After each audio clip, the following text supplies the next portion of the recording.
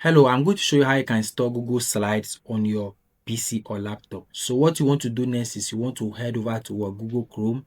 Now, if you don't have Google Chrome installed, I already have a video of how to install Google Chrome on my channel. You can check it out. So once you have your Google Chrome installed, what you want to do is you want to head over to your account and sign in with the account where you want to access your Google Slide from. Now, I already signed into my Google account already. So what I want to do is I want to head over to my Google Apps, and I'm going to scroll down. Now, I already have my slides here. Another thing is you can also search for slides directly here.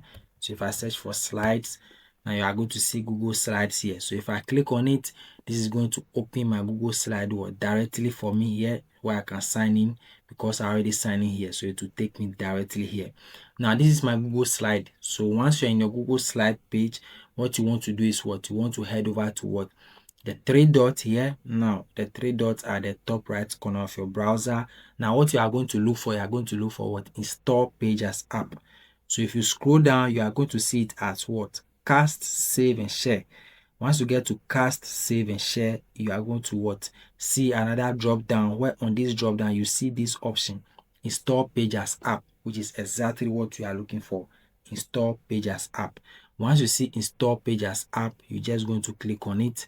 Now it's going to ask you, do you want to install this page? Yes. So you want to proceed and install.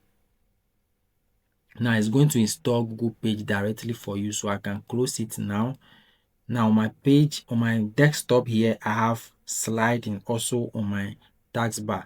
So I can open it anytime. Once you open it, it takes you directly to your Google Slides page, where you can create a new slide and do whatever you want to do. So that is how you install Google Slide on your PC or your laptop.